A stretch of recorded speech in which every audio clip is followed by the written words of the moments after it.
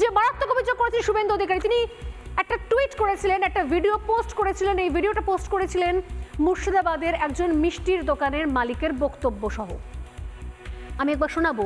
শামসুদ্দিন, ওই টপাটপ মিষ্টান্ন ভাণ্ডারের মালিক, তিনি কি বলেছেন শুভেন্দু অধিকারী যেটা পোস্ট করেছেন, সেই শুভেন্দু অধিকারীর পোস্ট করা ভিডিও দেখুন। আমার ভালো নাম শামসুজ্জামান, আমি রাজু বলে ডাকি সবাই। হ্যাঁ, টিপটপ মিষ্টান্ন ভান্ডার।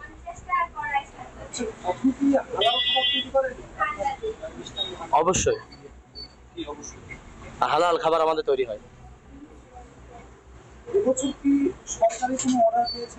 হ্যাঁ, প্যাকেটের। হ্যাঁ এসেছে, হ্যাঁ প্রসাদটা এসেছে। প্রসাদের সঙ্গে আপনার প্যাকেট আমাদের এখান থেকে কিছু মিষ্টি প্যাকেট হয়ে গিয়েছে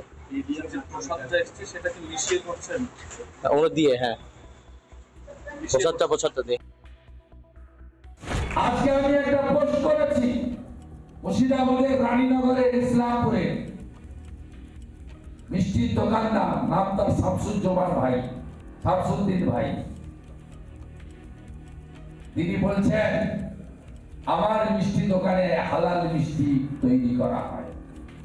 আমি গজা পেড়া দিয়ে মমতার প্যাকেট তৈরি করছি। মমতার গজা আর পেড়া। আপনি হিন্দু হালাল খাবেন? রেশন দোকানে নিচ্ছে আর নাম লিখছে, বলছে না নিলে কিন্তু পরে রেশন বন্ধ হতে পারে। রেশনটা নরেন্দ্র মোদীজি দেন, মমতা দেন না। শুধু তাই না, যখন এই মারাত্মক অভিযোগ আসছে তখন সুকান্ত মজুমদারও টুইট করেন তিনি মুর্শিদাবাদে কোন কোন দোকানে এই বরাত গিয়ে পৌঁছেছে।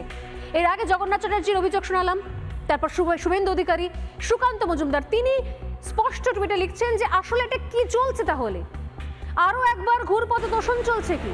প্রসাদ বিলি নিয়ে রানীনগরে বিজ্ঞপ্তি এবং রেশন ডিলারদের কাছে যে বিজ্ঞপ্তি, সেই বিজ্ঞপ্তি ঘিরেই এই মুহূর্তে আশঙ্কা প্রকাশ করছেন সুকান্ত মজুমদার।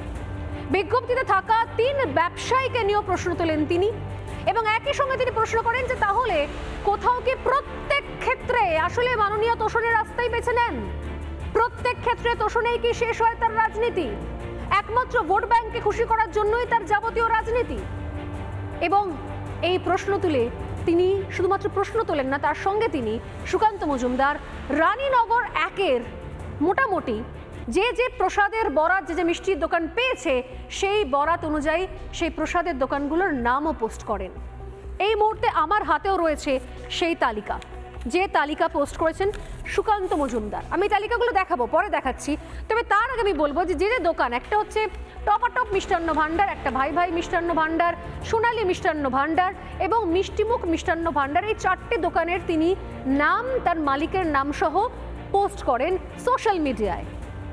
এই 4টে মিষ্টির দোকান পোস্ট করে তিনি প্রশ্ন করেন এই একই প্রশ্ন যে আসলে সত্যি সত্যি তৃণমূল কংগ্রেস কিসের রাজনীতি করছে? দুয়ারে নির্বাচন রয়েছে, তার আগে একটা অংশ মনে করছিল যে যেভাবে কোথাও তৃণমূল কংগ্রেসের মুখ নষ্ট হয়েছে, যেভাবে কোথাও মুর্শিদাবাদের ঘটনা ঘটেছে, একাধিক জায়গায় ঘটনা ঘটেছে, হিন্দু বিদ্বেষ, একদিকে তোষণ, সীমাহীন তোষণের অভিযোগ রয়েছে, সেই জায়গা থেকে হয়তো ভারসাম্য রক্ষা করার জন্য এই নির্বাচনের আগে 2025-এ জগন্নাথ মন্দিরের উদ্ঘাটন করে দেওয়া, হয়তো সাংস্কৃতিক চর্চা কেন্দ্রের নাম দিয়ে। কিন্তু এখন যেটা হচ্ছে সেটা আসলে কি চলছে? এটা ভণ্ডামো নাকি ভক্তি? আমি কেন বলছি এই কথাগুলো? বিরোধীরা এই কথাগুলো বলার জায়গা পাচ্ছে কারণ দীর্ঘদিন ধরে এই রাজ্যে বারবার যখন হিন্দু নিধন হয়েছে, হিন্দুদের ঘরবাড়ি পড়েছে, হিন্দুরা অত্যাচারের শিকার হয়েছে, হিন্দুদের মন্দির হোক বা তুলসী মঞ্চ হোক সেখানে হাত পড়েছে, প্রত্যেক ক্ষেত্রে তৃণমূল কংগ্রেসের অদ্ভুত নীরবতা দেখতে পাওয়া গেছে, পক্ষপাতিত্ব দেখতে পাওয়া গেছে। এমনকি অন্য ধর্মের মঞ্চে দাঁড়িয়েও নিজের ধর্মকে গান্দা ধর্ম বলতে শোনা গেছে মমতা বন্দ্যোপাধ্যায়কে। আজকে সেই দিনগুলো দেখতে না হলে, সেই বক্তব্যগুলো শুনতে না হলে আজকে এই বিরোধীদের এই বক্তব্যগুলো এতটা জোরদার হতো না, এতটা গুরুত্ব পেত না। নিঃসন্দেহে সেদিন থেকে শুরু করে আজ পর্যন্ত আসলে এই রাজ্যে হিন্দুরা কি হয়ে দাঁড়িয়েছে? শুধুমাত্র বোকা বানানোর পাত্র? যখন তখন কাজ উদ্ধার করে নাও, যখন তখন বোকা বানিয়ে দাও, এতটাই সহজ? আমি প্রশ্নগুলো করছি তৃণমূল কংগ্রেসের যে সমস্ত হিন্দু কর্মী, সমর্থক, নেতা, মন্ত্রী আছেন তাদেরকেও, আপনারা আপনাদের দলে থেকে আসলে কোন ন্যারেটিভ সেট করতে চাইছেন? মমতা বন্দ্যোপাধ্যায় যে ন্যারেটিভ সেট করে দিয়েছে সেটা, নাকি আসলে এই ধরনের বোকা বানানোর রাজনীতি নতুন করে নতুন মোড়কে নিয়ে আসতে চাইছেন 2026-এর আগে? কোনটা? নানা ধরনের কন্টেন্ট দেখার জন্য লাইক করুন, শেয়ার করুন আমাদের ফেসবুক পেজ, সাবস্ক্রাইব করুন আমাদের ইউটিউব চ্যানেল। পাশাপাশি অন্যান্য ব্রেকিং নিউজের জন্য অবশ্যই চোখ রাখুন রিপাবলিক বাংলায়।